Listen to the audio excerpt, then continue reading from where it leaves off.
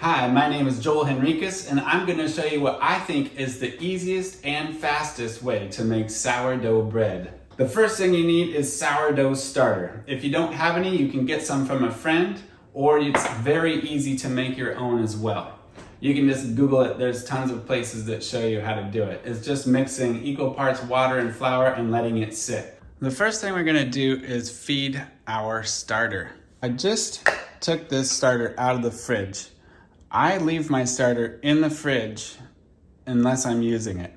So that way you don't have to feed it every day. And if you bake bread, once a week or so, or twice a week or whenever, your starter does not need to be fed. You just keep it in the fridge when you're not using it.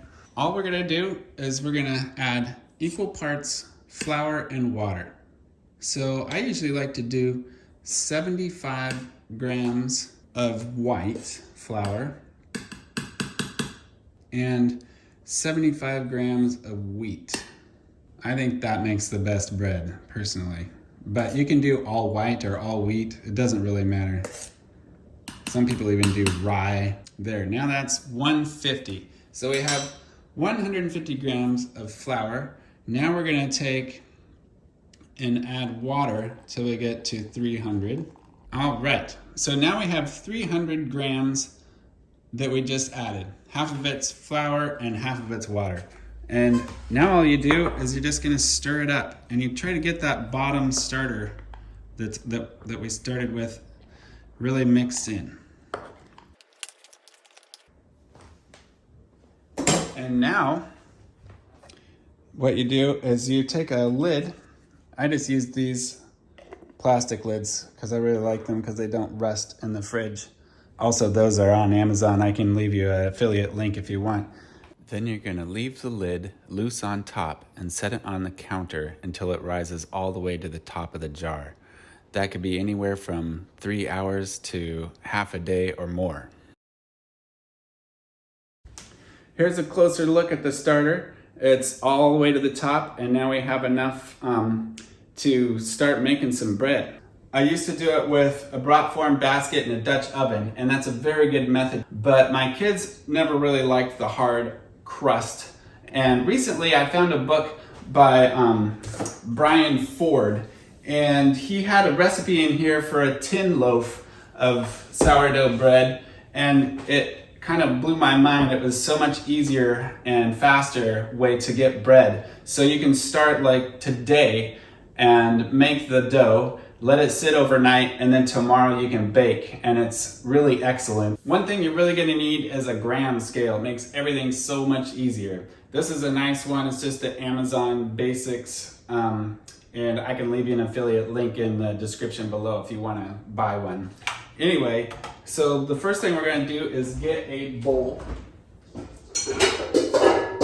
Hit the tare button so that it zeroes out, and then we just pour it right in. And we are going for 250 grams. And I got 290. So you can just take some out. All right. So now we're at 251. That is definitely good enough. And now, we'll set that aside. We're gonna get 500 of white flour. I use some whole wheat too. So this recipe has 900 grams of flour total. So I have 251 on here. And now I'm gonna hit the tare button again and then get it to 0. And then I'm just gonna dump in my 500 grams of white flour. And I got a little extra. So you can it's easy, you just take some out. And it doesn't have to be exactly 500, you just want 900 total. I got like 509 grams. I'm just gonna leave it going and then add some whole wheat flour until we get to 900. All right, perfect. Now, all we need is 20 grams of salt. I'm gonna hit the tare button again and then just sprinkle in 20 grams of salt. Perfect. The last thing we need is 650 grams of water. All right, now I'm gonna tear that down to 0 again, and then we'll add our 650 grams of water. Perfect. All right, and if it's not perfect, it doesn't matter. You can always, like, I can dip in and get some water out and put it in the sink if you got too much. Very forgiving. Then the next thing you do, you can get rid of this now, is you just take a spoon and mix it up. All right, so this is what it looks like. We're just gonna stir it up. And now I usually just grab the dough and mix it the rest of the way with my hands. This is a no-knead recipe and it turns out amazing. Now you're just gonna cover it with some wrap, or if you have a lid, that works too.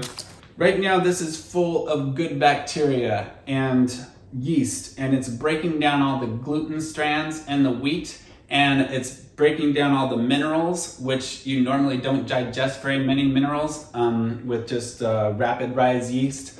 But this breaks everything down and it digests so much better in your body, gives you so much more energy. That's what's so good about sourdough bread. The way it needs to do this is with time.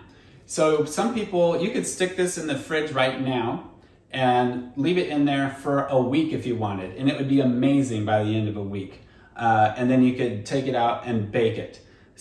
But Brian Ford has a method, and a lot of people do this, is they'll leave this out on the counter for 4 hours to kind of get that process kick-started a little faster. And then you can put it in the fridge and then take it out the next day, and it will be like if it was in the fridge for a few days, you know? So it kind of makes it faster, leaving it out. One night, I accidentally forgot to put it in the fridge at all, and the bread the next day tasted amazing. So that's what I usually do now, is I feed my starter in the morning, and then I make the dough at night, and then I just leave it out on the counter the whole night. And by the next morning, which you'll see in the video, this will be all raised up. We will get to that tomorrow. Okay, so now the dough is risen overnight and we're ready to put it in the pan. And first thing we do is flour our work surface a little bit. And then I have a dough scraper that I really like. You don't really need a scraper, it just helps it get out of the bowl. And then just scoop it out onto the counter. If you want to be more precise and get like 2 equally shaped loaves, you can weigh it on a gram scale, but usually I just eyeball it. But so if you wanted to though, you could take half of this, and it should be about 900 grams each, roughly. That's 924. And this one is 876. So I just go like this. Yeah, that's about equal. But it doesn't really matter, honestly.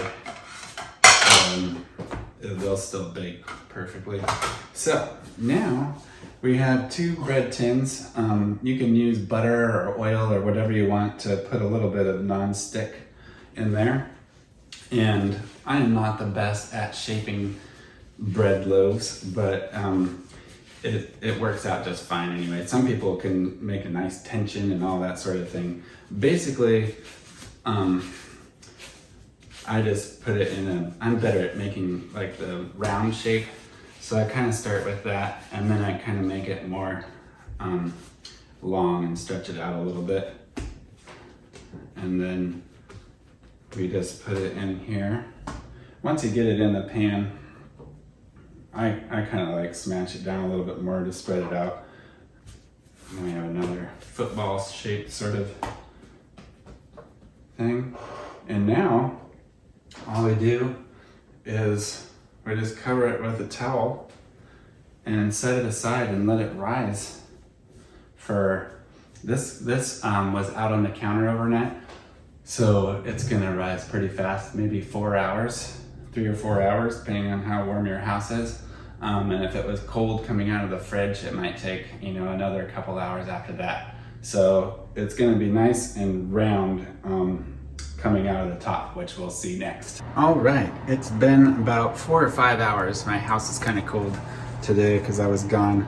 So anyway, it's quite nicely risen here, and we just need to put it in the oven.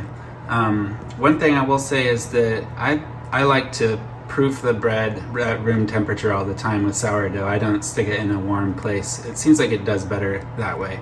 So now I've got the oven on 450, and we're gonna bake it for 35 minutes. So let's put these right in here.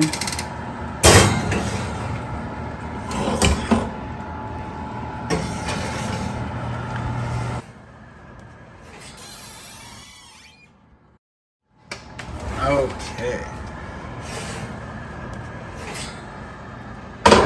35 minutes, and so they are done. And now I just like to take them out of the pan and put them on a wire rack to cool.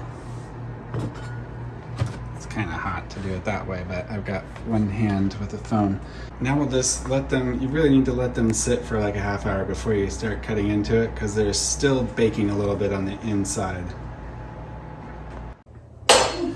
Okay, the bread is done. And now let's see how it looks. Oh yeah. Now, I have standing by a couple of testers. Maybe they'll want to try some. Come on, guys. Alrighty. My favorite thing to do is, we have a local peanut butter called Bliss Butter, and it is incredible. I like the Saigon cinnamon and chia seed one, and I make toast with this almost every morning and do the peanut butter, and then also I make an apple cardamom sauce, and just like an applesauce but with cardamom, and that tastes really good on the bread with the Bliss Butter. It's an excellent combo. Let's see how it's going to be at night too. Emmy likes hers with butter and honey. And the kids make sandwiches like for their school every morning with this bread too. And I bake it like twice a week, and because it makes 2 loaves. So yeah, it works out really well.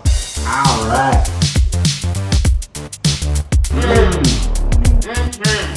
Really good. If you have any questions or comments,